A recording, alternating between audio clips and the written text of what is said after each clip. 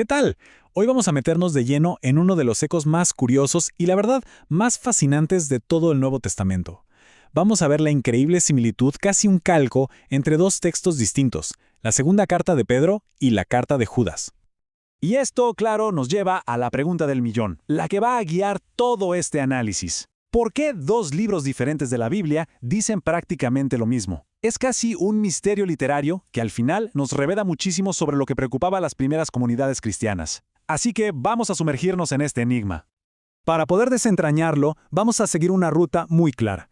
Primero, vamos a construir una especie de retrato hablado del falso maestro, tal como lo describen ambos.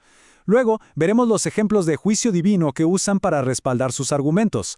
Después, nos vamos a detener en las metáforas de corrupción que utilizan, que son potentísimas. Y finalmente, vamos a escuchar esa advertencia final que lo cierra todo. Muy bien, arranquemos con la primera parte, el perfil del falso maestro.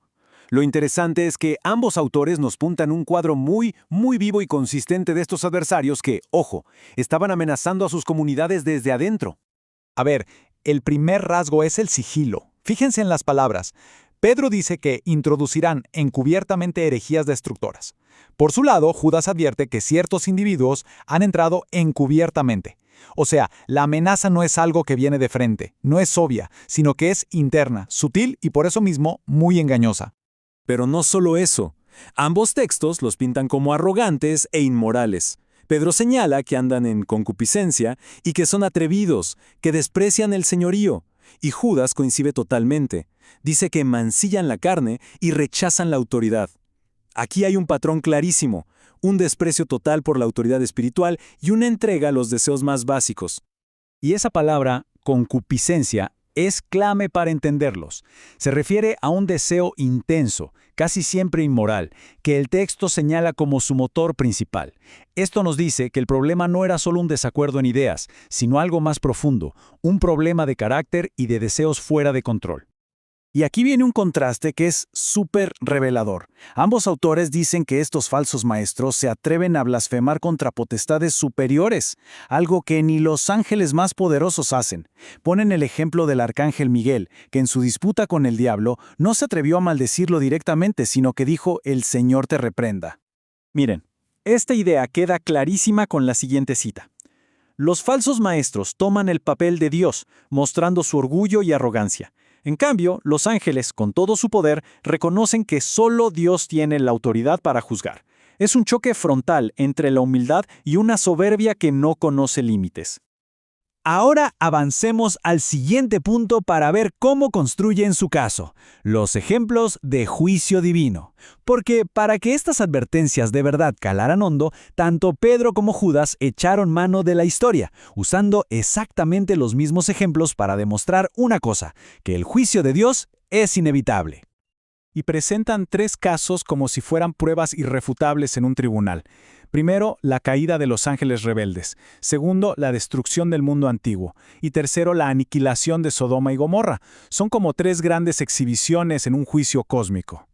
El primer ejemplo, los ángeles caídos. Pedro dice que Dios los arrojó a prisiones de oscuridad.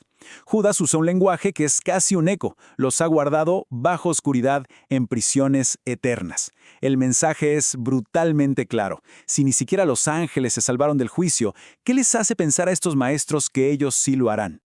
En el segundo caso, aunque el ejemplo cambia un poquito, la idea de fondo es la misma. Pedro menciona el diluvio que arrasó con el mundo de los impíos. Judas, por su parte, se refiere a la generación del Éxodo, que, a pesar de haber sido salvada de Egipto, fue destruida por no creer. Ambos apuntan a lo mismo, un juicio masivo contra la desobediencia. Y para rematar, el tercer precedente es idéntico en ambos. Los dos usan a Sodoma y Gomorra como ejemplo del castigo divino contra la inmoralidad. Es el argumento final, una imagen de fuego y destrucción que funciona como la advertencia más dura de todas. Y ahora entramos en la parte que, para mí, es la más poética y demoledora de estas cartas, las metáforas de corrupción.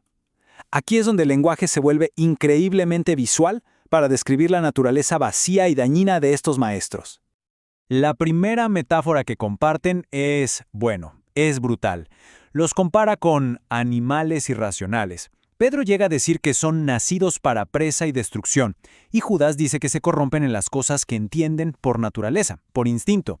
El punto es que no operan desde la sabiduría, sino desde el instinto más básico. Y luego nos encontramos con una serie de imágenes potentísimas, todas apuntando a lo mismo, el vacío. Son fuentes sin agua, nubes sin lluvia, estrellas errantes.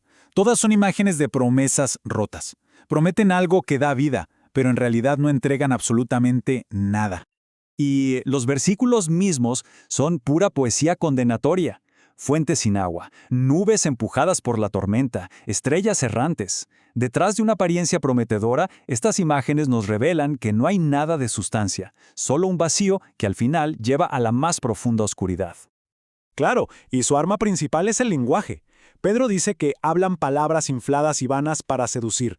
Judas los describe como quejumbrosos, que hablan cosas infladas y adulan a la gente solo para sacar provecho. Queda claro que sus palabras no buscan la verdad, sino manipular para su propio beneficio. Y con todo esto llegamos al remate, a la cuarta y última sección, la advertencia final. Aquí es donde todo el mensaje se condensa con una claridad que, la verdad, es devastadora. Y aquí está el nudo del asunto, la gran ironía, la paradoja de todo esto que presenta Pedro. Dice, les prometen libertad, pero ellos mismos son esclavos de corrupción. O sea, ofrecen una liberación que no tienen, porque están atados a las mismas cosas de las que dicen querer liberar a los demás. Para cerrar, Pedro usa un proverbio que es crudo pero inolvidable. El perro vuelve a su vómito y la puerca lavada a revolcarse en el cieno. Es una imagen muy gráfica, muy fuerte, que sirve de advertencia sobre la terrible condición de quienes, después de conocer el camino correcto, eligen voluntariamente regresar a la corrupción. Ok, entonces, para resumir, ¿qué nos llevamos de toda esta comparación? Primero, que ambas cartas son un grito de alerta, una advertencia urgente contra amenazas que vienen de adentro. Segundo, que los falsos maestros tienen un perfil claro, arrogancia, codicia y sensualidad. Tercero, que lo que ofrecen como libertad es en realidad una trampa que lleva a la esclavitud. Y por último, que el juicio divino no se presenta como una posibilidad, sino como una certeza histórica. Y todo esto nos deja pensando, ¿no? ¿Qué nos dice esta repetición, este eco casi perfecto entre dos textos, sobre la naturaleza de las advertencias que no pasan de moda?